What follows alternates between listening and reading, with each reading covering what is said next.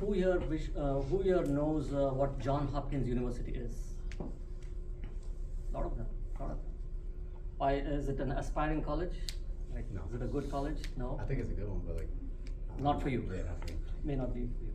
So today's presenter is actually from John Hopkins College.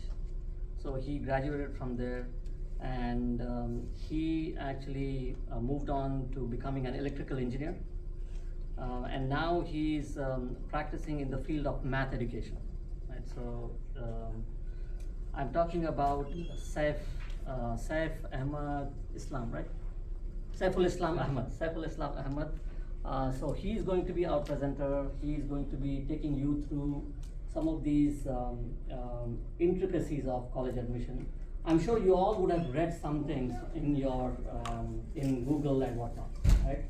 But he's going to go take you through a journey of how to go about, right, from start to finish, kind of.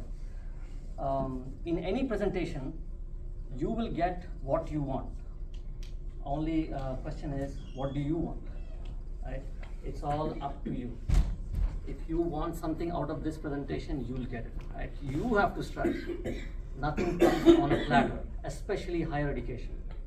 You guys are all, majority are seniors, so you are learning that nothing comes in a platter, right? So this is no different.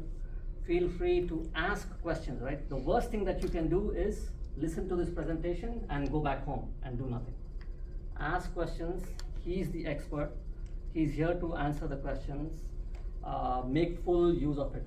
Think of it, even though this is a free session and everything is free, but think that you have paid $1,000 for this.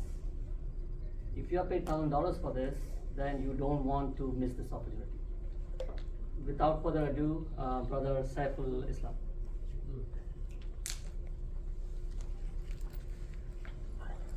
Alright, Bismillahirrahmanirrahim. Br.Saifol, sadri wa yassir li amri wahlul 'uqdatan min lisani. So, as Brother Naveed said, I am Brother Saiful Islam. You can just call me Islam. So I went through this journey about several years ago. So I graduated college like 2.5 years ago. So add 4 years onto that, so roughly 6.5 years ago, I went through this journey.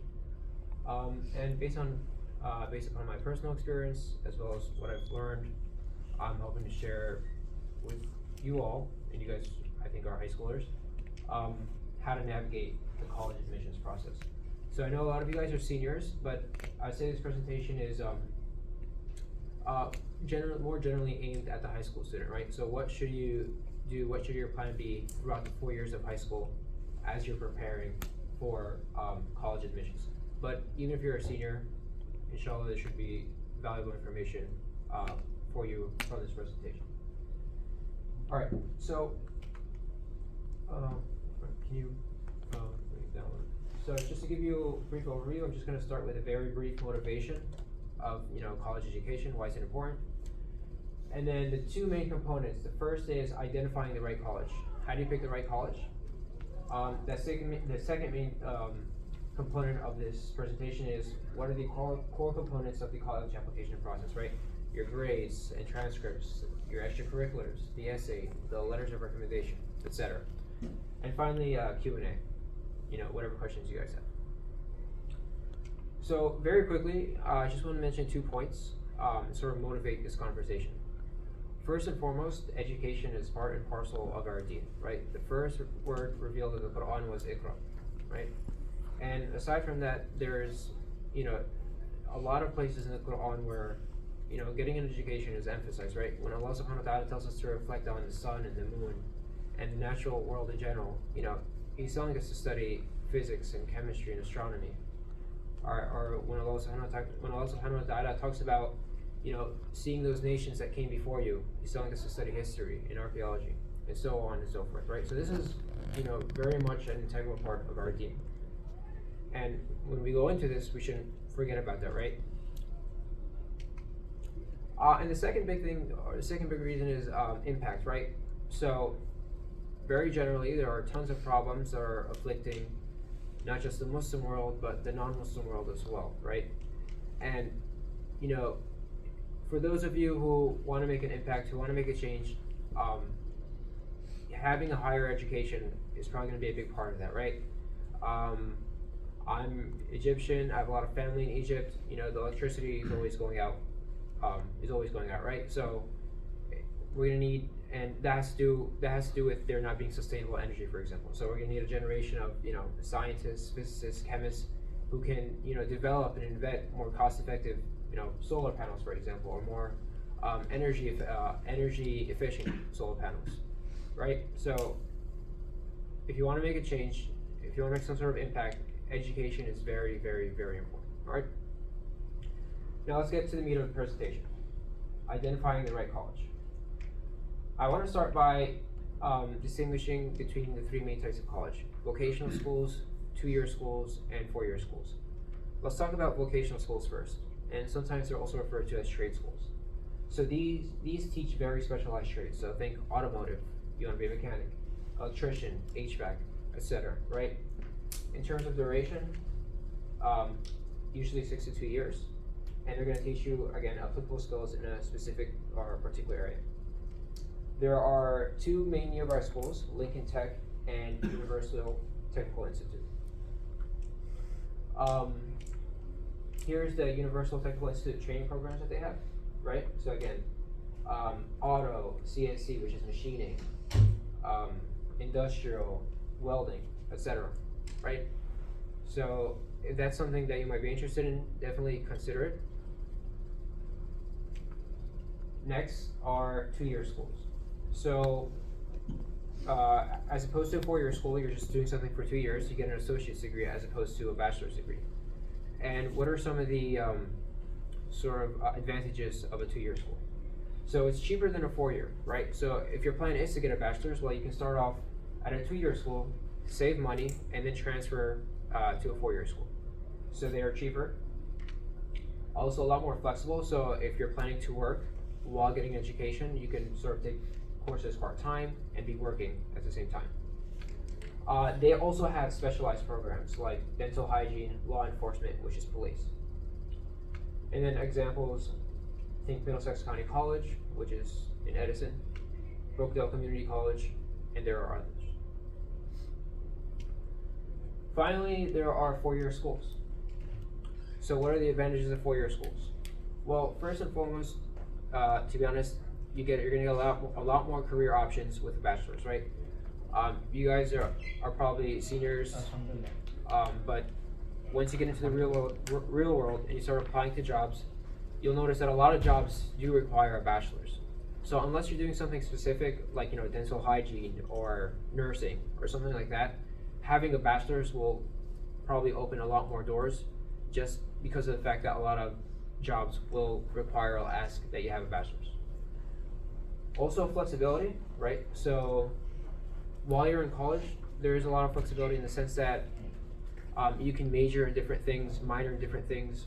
To give you an example, you can double major in biology and computer science, right? And with that biology degree, you could either choose to apply to medical school, or if you have that CS degree, you can work as a programmer, right? So you can go either way. So there's a lot more flexibility. Also, it is necessary for graduate school. If you're looking to go to law school, you're going to need a bachelor's degree. If you're looking to go to medical school, you're going to need a bachelor's degree. So it is necessary for graduate school if that's something you're considering. And you guys probably know about 4-year schools: Rutgers, NJIT, MIT, and the list goes on. All right. Very quickly, I don't want to spend too much time on this, but there is a difference between public schools and private schools, or public and private colleges.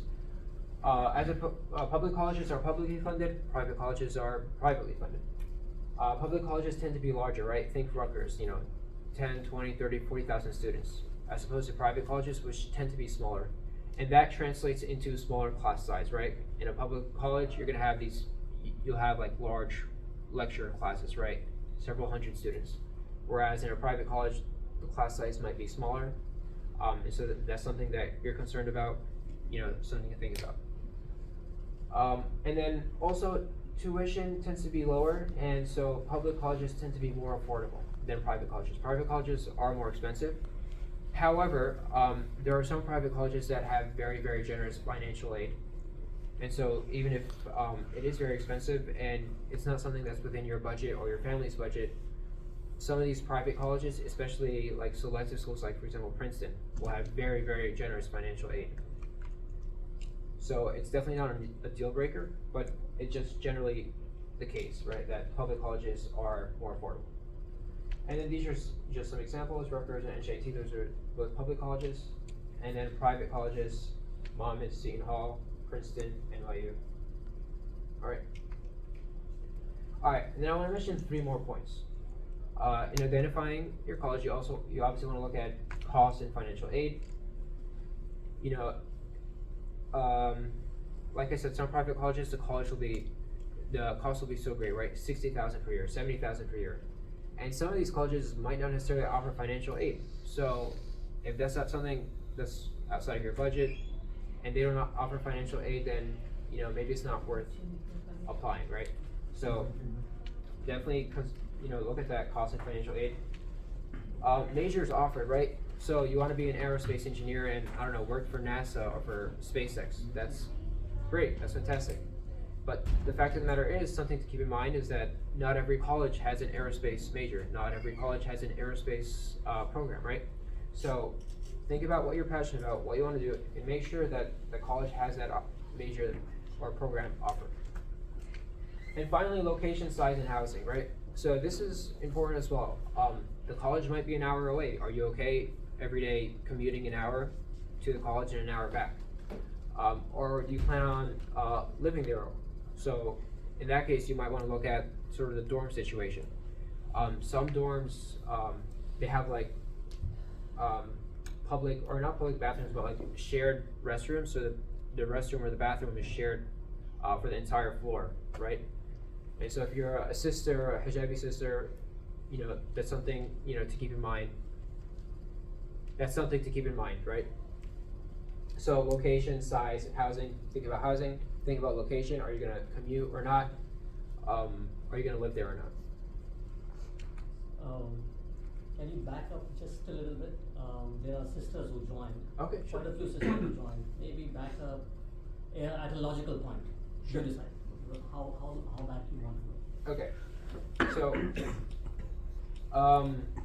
So before talking about identifying the right college, we just briefly motivated why it's important. We said from a religious point of view, education is very, very important.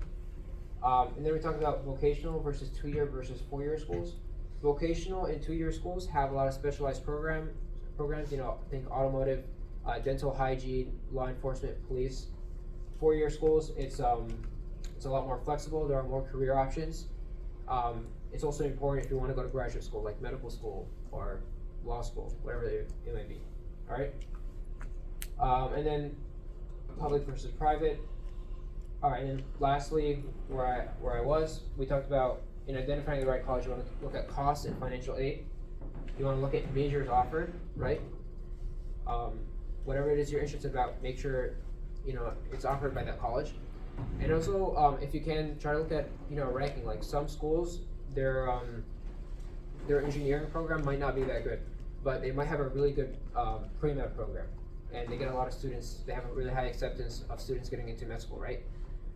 So yeah, try to look specifically at the program or sort of field of interest or sort of academic field that you're interested in for that particular school. And then of course, you always want to consider location, size, and housing of the school.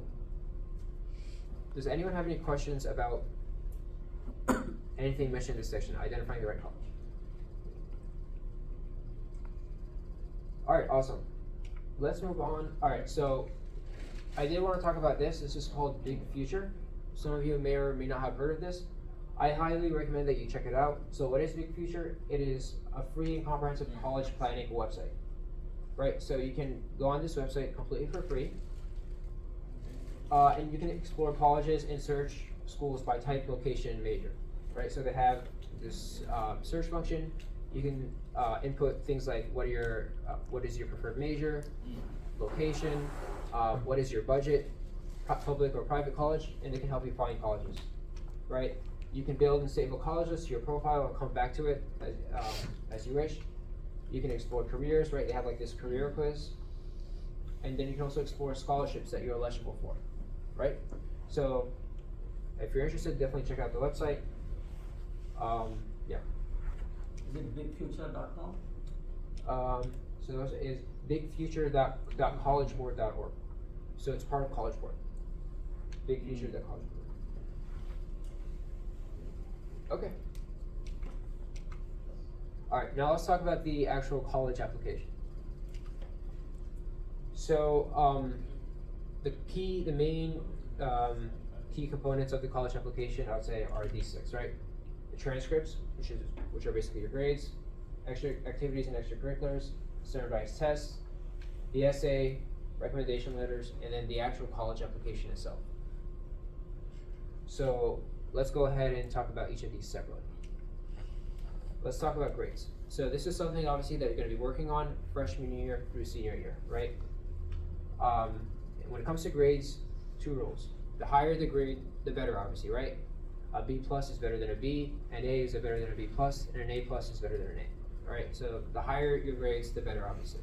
Second rule, the more rigorous, the better. All right, suppose you're interested in engineering. If you can take physics honors, great.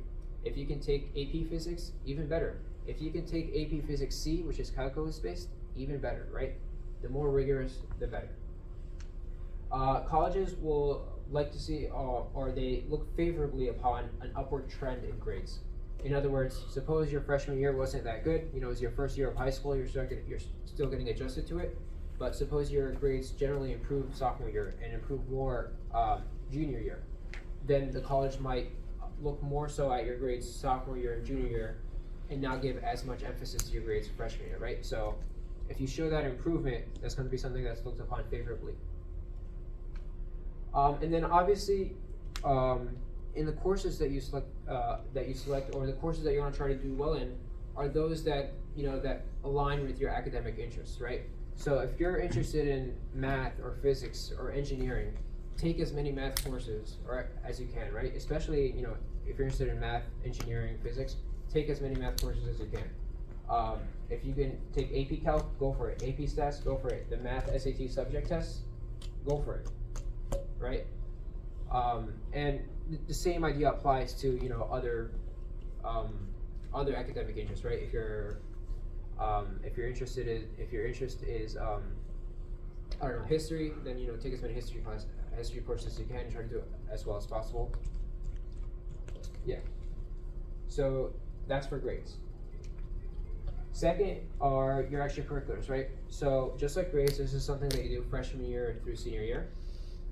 And this includes a whole host of things, right?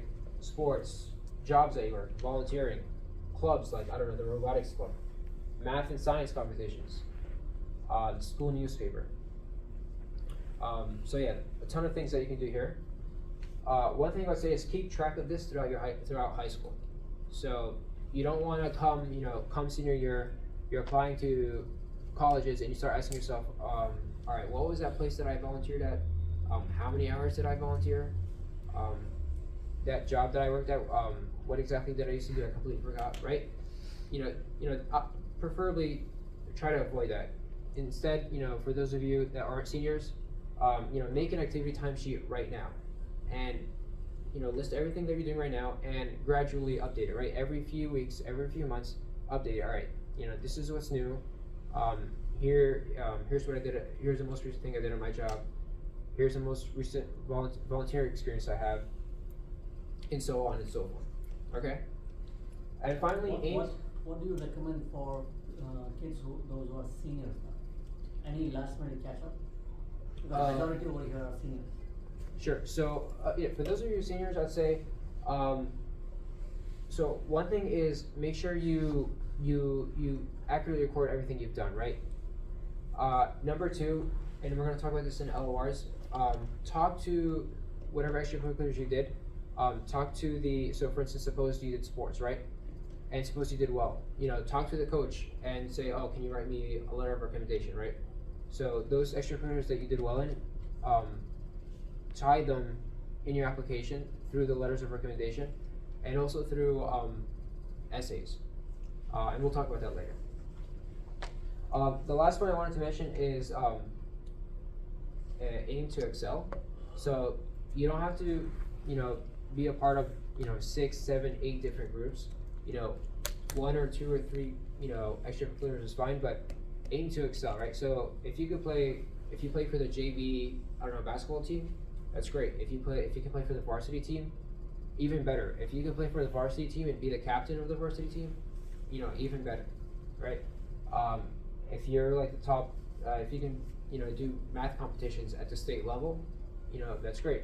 If you can compete at the national level, that's even better. If you can participate in the International Math Olympiad and win a medal, even better. So aim to excel in those one or two things that you're passionate about or you're interested in. So I just want to orient everyone here. He actually went through six necessary materials. This is the third one, right? This is the third one out of the six.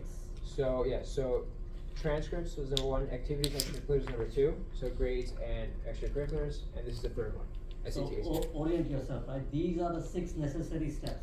Don't get lost in this, right? Because there's quite a bit. So make sure that you are aware of these six items. He's in number 3 out of the 6. I really wanted to quiz everyone, maybe after the end of all the 6, maybe quiz, and then if you can answer it, you get a free donut. Something like that. Keep going. Alright, standardized tests. So, SAT, ACT. In terms of when to take it, I highly recommend junior year, latest summer going to senior year. The reason is that although you can take it the fall of your senior year, you're just probably busy with a lot of other things, right? This is when you're applying to colleges. This is probably when you're asking your teachers for letters of recommendation. So, if you can take it junior year, that's great. And generally the earlier the better. In terms of prerequisites, really after you've taken high school algebra and geometry, you should be ready. So there are other classes that you might need to take in order to be prepared for the test. Definitely prepare for it, right? This is not one of those tests where it's just one of those IQ tests that you just take and see, alright, how am I going to do on this? Definitely study for it. If you can, try to get your hands on some material, do a lot of practice tests, a lot of practice exams. This is something you definitely want to prepare for. I would also recommend taking the PSAT as early as possible to get a feel for what the SAT is like, because the PSAT is very similar to the SAT. So take that as well. One question.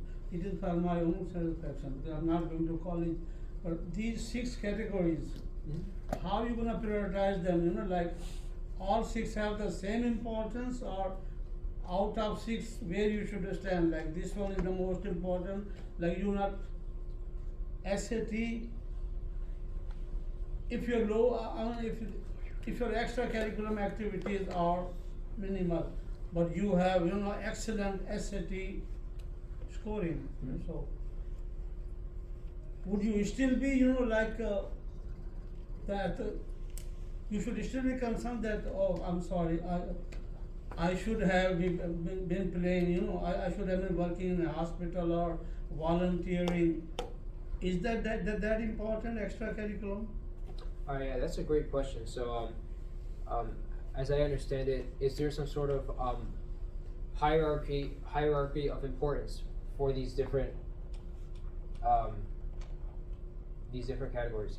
To be honest, I'm not sure. I don't know, and I think it's hard to tell. You could be a best athlete, but your SAT scores are, they suck. So, Yeah. It's like, No, you want to go to Colombia now. Yeah, no, that's true. So in the real world, I think there's, like you said, examples of that where someone might not have like great grades, great SAT, but they're I don't know, national tennis player, and that's their ticket into a selective school, right? So it's a sports quota separately, right? In that case. So yeah, I know a lot of colleges. They have athletic teams, and so when they're looking at the applicants, they're like, all right, we have 3 seniors that are graduating this year, and so we're gonna need that are graduating this year, and they all play on the basketball team. So you're gonna make sure that this new freshman class, we get at least like 3 or 4 basketball players, right? So yeah, that's definitely there. But yeah, I mean, it's hard to tell exactly. Basically, what I am understanding is, every college has some criteria, right? So we have first how much grades, GPS they accept, and how much minimum is required to enter the college, right? So if you have 10, suppose say 10 seats available, so 20 people applied, example. So almost are same GPA and SAT. Then they see next what they have to get 10 to give 10 seats, right? So there's the other activities like what is their volunteering work, or what is their essay, and what is their all other extracurricular activities they see, and they might decide. Example I'm saying. That's true. I mean, again, it's really hard. So that's true. That's probably they might look at transcripts and extracurriculars or transcripts and standardized test scores, and a lot of people are the same, and so they'll look at maybe extracurriculars, and that'll be the tiebreaker between the two.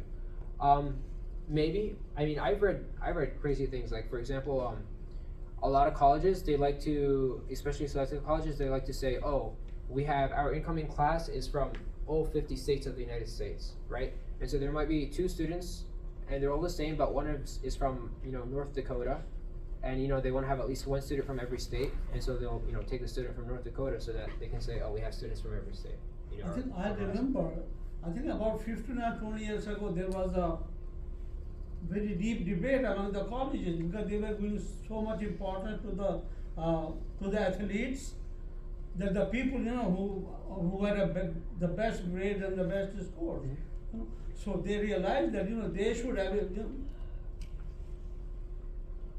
so slowly the colleges like they started preferring those with the better grades and better scores, and being a good athlete could be a plus, okay, but it shouldn't be overall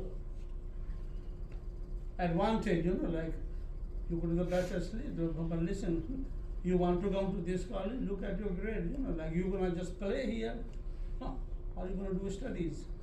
So that's true. No, there's Yeah, definitely there's a lot of debate for sure. Not just about athletes, but things like legacy, right? If your parents went to the school, should that give you an advantage or not? That's also debated. So yeah, I mean, there's like a ton of factors that go into it. yeah, go ahead. And that's why I'm Thank you. hesitant to give like a definitive answer about any of these types of questions. But yeah. Okay. So that's for grades and that's for extracurriculars. And yes, for SAT, take the PSAT as early as possible because it is very similar to the SAT. Is the PSAT free? Schools. So I think a lot of schools, a lot of high schools will offer the PSAT. So if your high school offers it, definitely opt in and take it. Is the SAT free? The SAT is not free. You have to sign up for it and pay for it. Mostly. It is free. Is it free? You could get it waivered. Yeah. Oh yes. Okay, I see. You could get a waiver, right? Okay, you can get a waiver. Okay. 2 waivers max. Yeah. Depends on criteria. Or sometimes the school pays for it, so you could take the third one. Oh, Yeah, so- depending on the Based on school. criteria, primary. So definitely take the SAT and talk to your guidance counselor, right? Sure.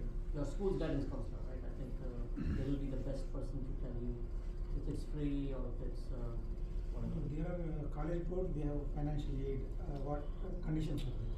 You met that one, 40% is free, but generally not free.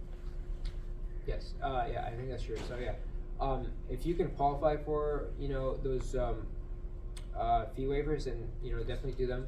There are fee waivers for the standardized tests. There are fee waivers for college applications. If you're applying to a college, the application itself could be like $80 per college. It could be expensive.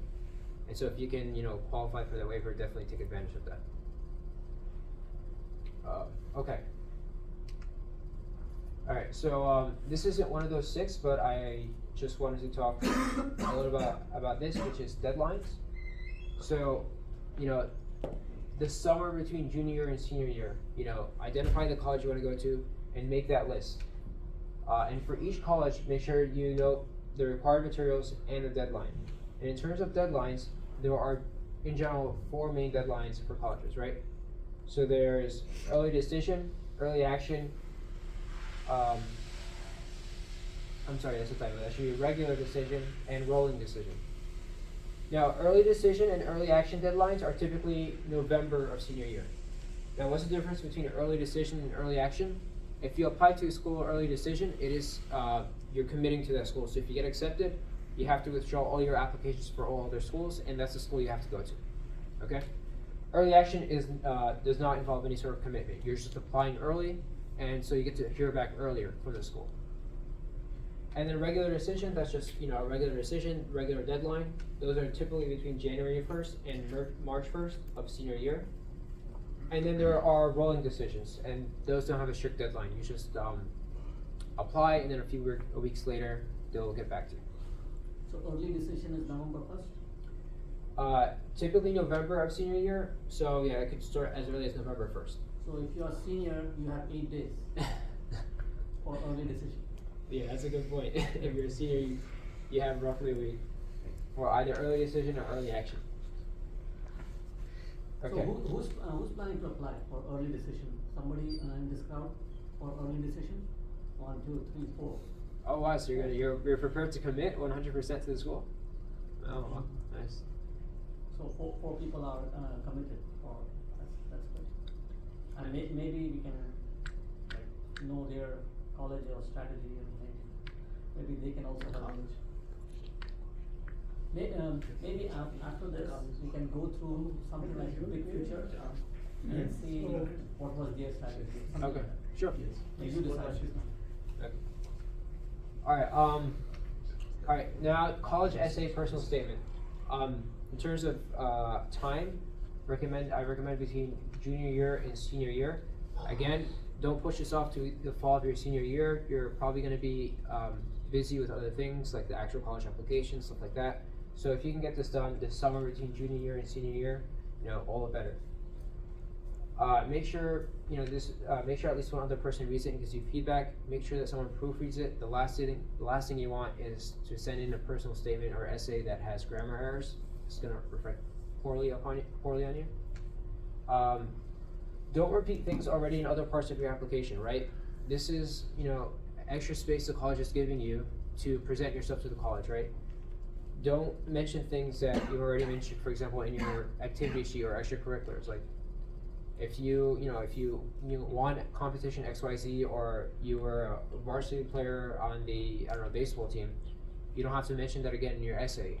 Instead, take this as an opportunity to, personalize your application, right? So they just see some person with these numbers, SAT score XYZ, grades XYZ, extracurriculars, math competition, robotics club, whatever. But your essay is like, why am I passionate about robotics? Why do I want to go into engineering? What is it about me that the college might not necessarily be able to learn just by looking at my grades and my standardized test scores, etc. Right? So definitely, this is a chance to personalize your application. Can we use, for example, ChatGPT to write essays? I definitely But you have to do it your own. There is any limitation for the essay that should have So it will usually say like each it'll tell you, all right, write this, your personal statement, between, for example, 500 and 700 words. Some colleges will say write an answer to this question, between 100 and 150 words. So it'll usually tell you. Yeah. So ChatGPT, yes or no? Don't copy paste. No, I definitely no. No. How would they know? Do Huh? they have some mechanism to know? Yes. I have the answer. Don't they have AI? Alright, so here's an AI expert. What's your answer? The answer is they also have Yes.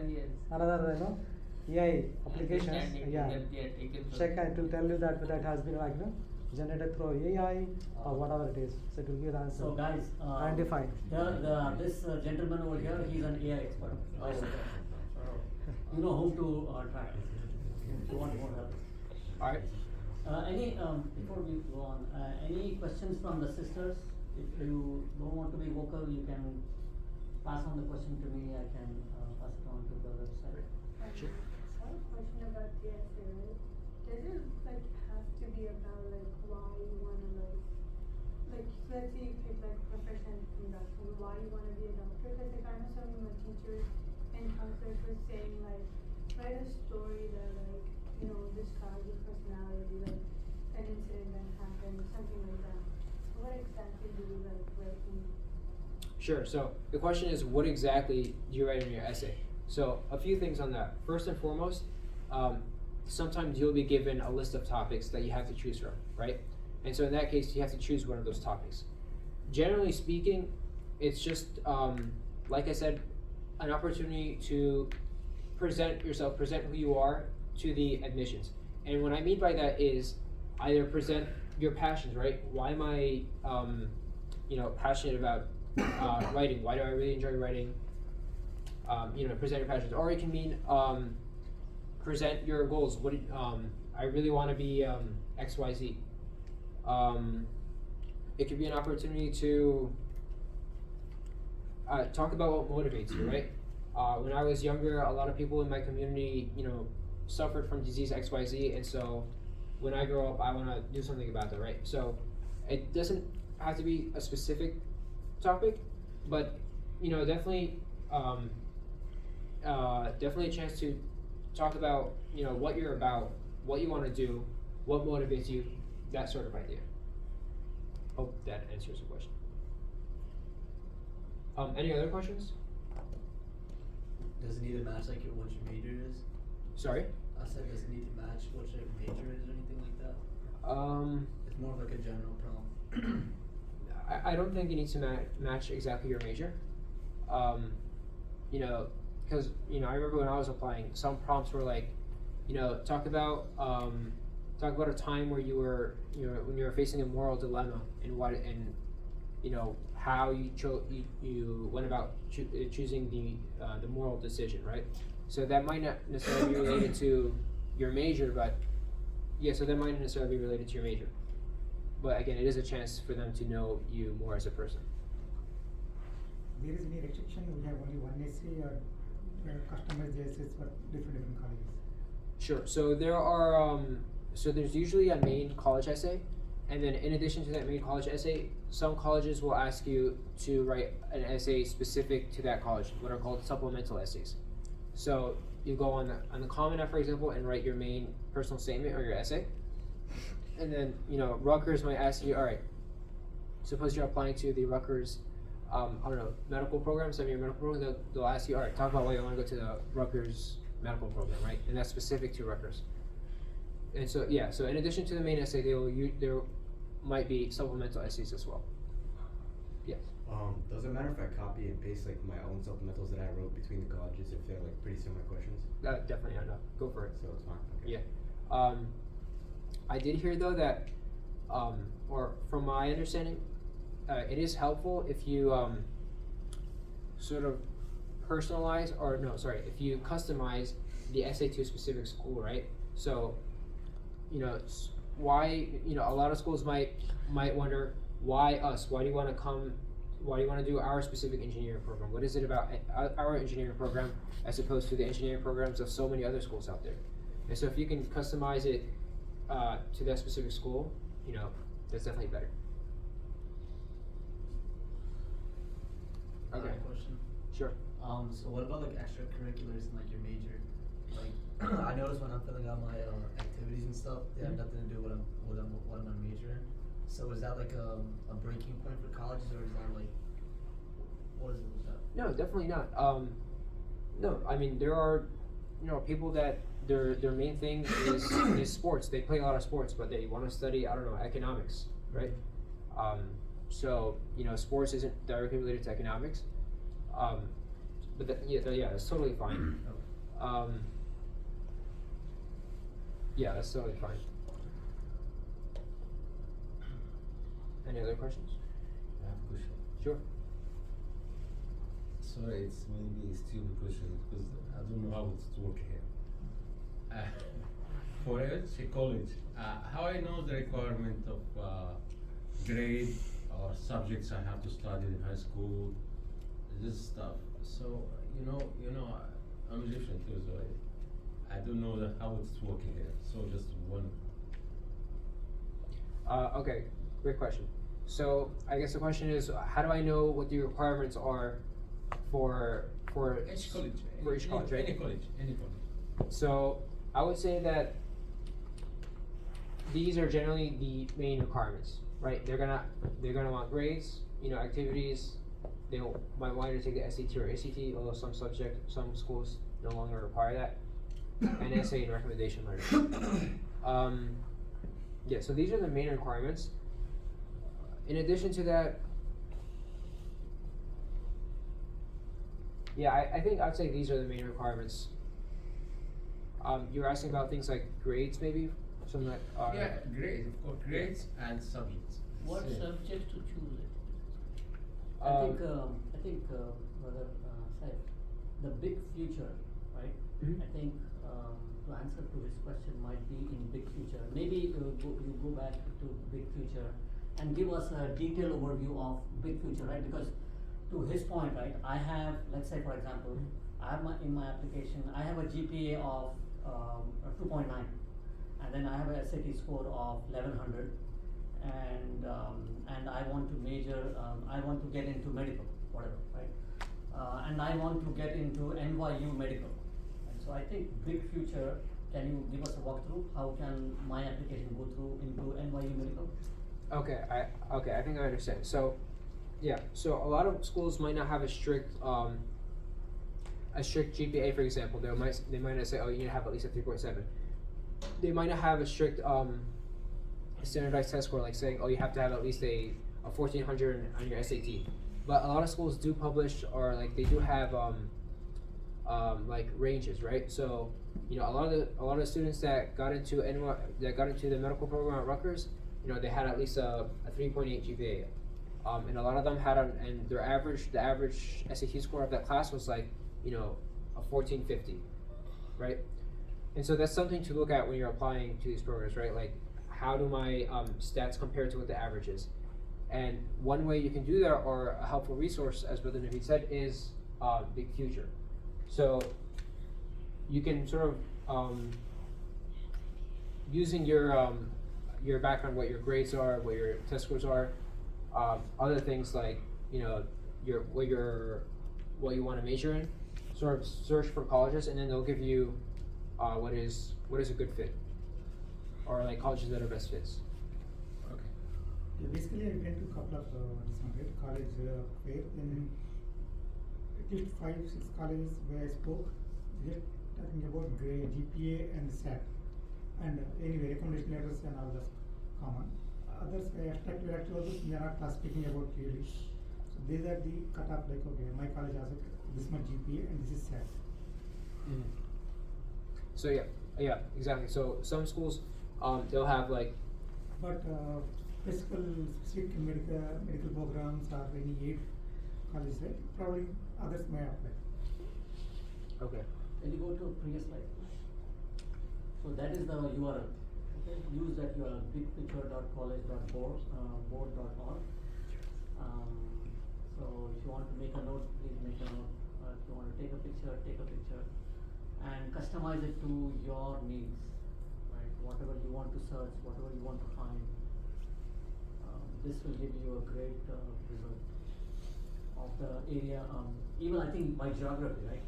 Like let's say, for example, I want to study only in the Northeast. Yes. Then it gives you all the colleges in Northeast. If you want to study only in Midwest, then it will give you colleges in only in Midwest. Exactly. And if it's depending on what major, is it medical or engineering, or you want to study law, whatever. So you do that. Exactly. This is specific to college search. That website, this website.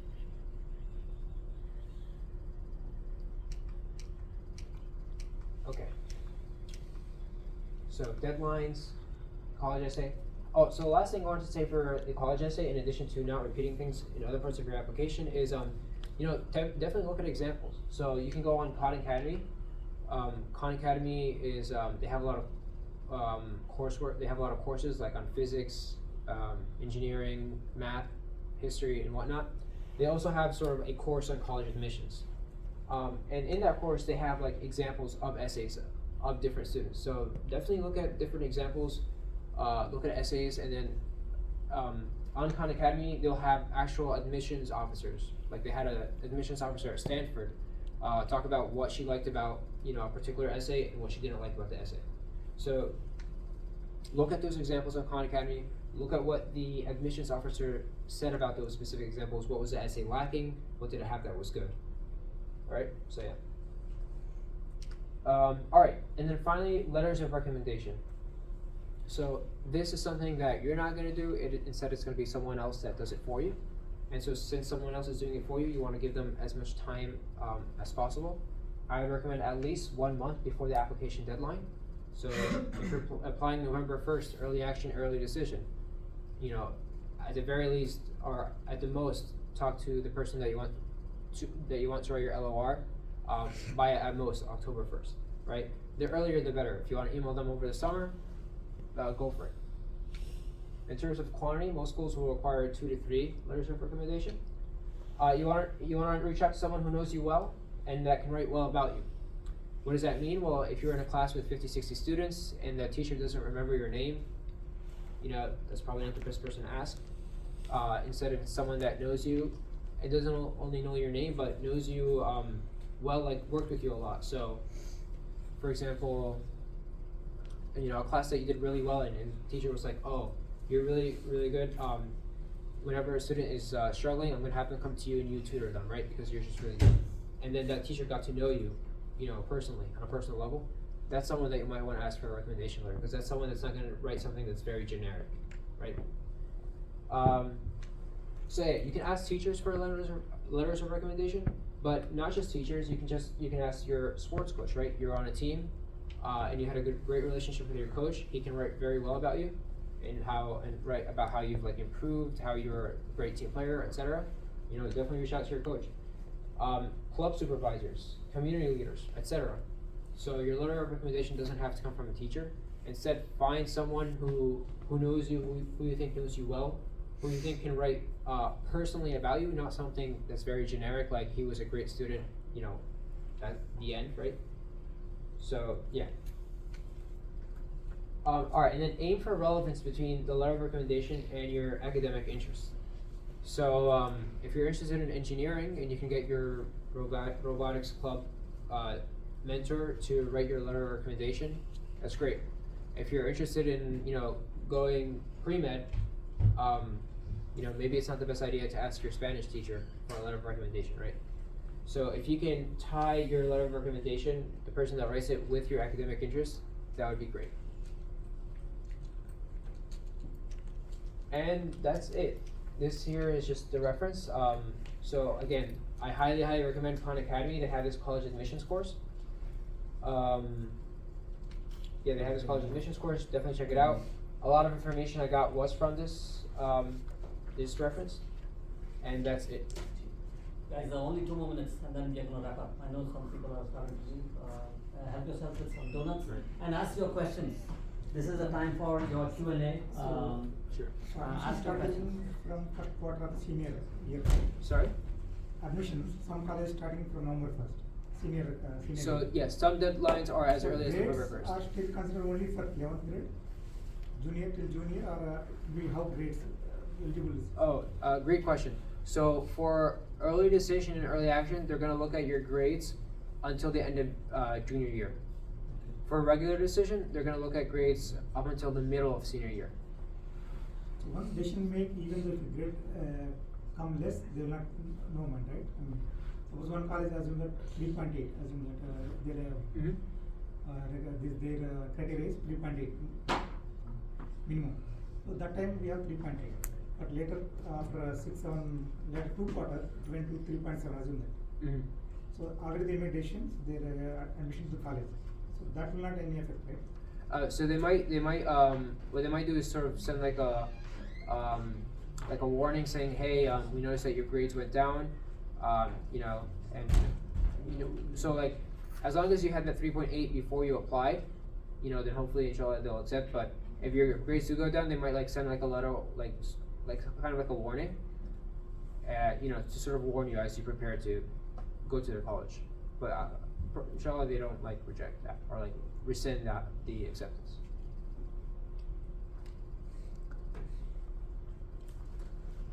Alright, quiz time, I guess, what are the 6 necessary materials?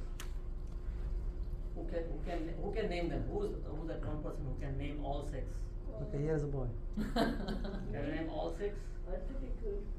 Can you name, okay, name it to him. Okay. Transcript. Brother said, don't go there. No. Transcript. Extracurricular activities. Extracurricular activities and SAT, ACT, then essay, then personal personal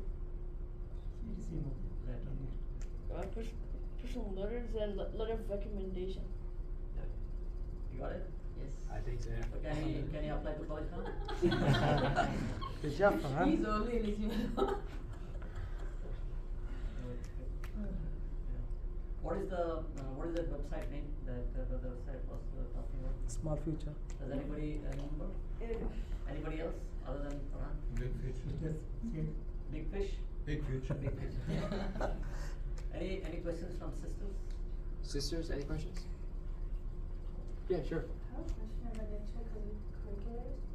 You know, like, we write about that on a resume and talk about, like, let's say, like, for a certain club, you volunteer, help decorate or whatever, and did some volunteering hours. How would they know that you actually did them and not just saying it? That's a good question. So the question is, when you do your activity sheet or you talk about your extracurriculars, how are they going to know that what you're saying is true? To be honest, I don't know. I'm not sure. But yeah, generally, when they do somewhere anything extracurricular activities, there should be some letters, certifications. They want some awards, right? All those things. So yeah, I mean, some things like if you win an award, right? That's you can't. I guess it would be hard. It would be hard to lie about that.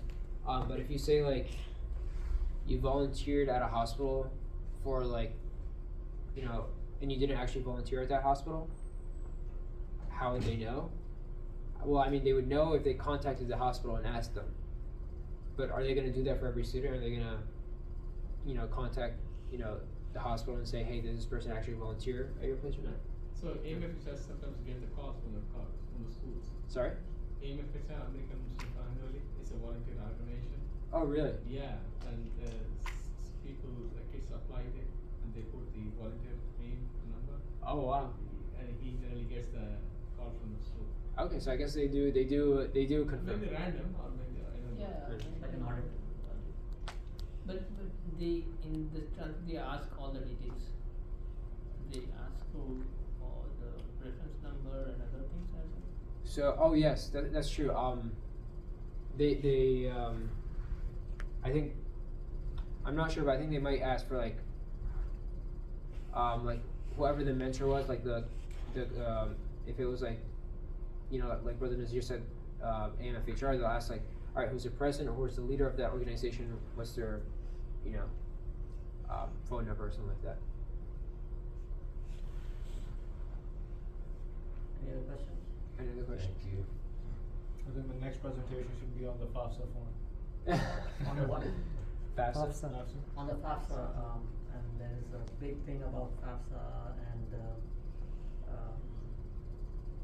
college funding and all those things, right? Sure, yeah. Scholarship. Exactly. Yeah, that's a major thing. I don't know. Maybe if there is interest, then maybe we can do it. Yeah, no, this brought a lot of clarity. Brother Saif is gonna hate me because I've been behind him to make this happen. No, this was made a lot of things clear.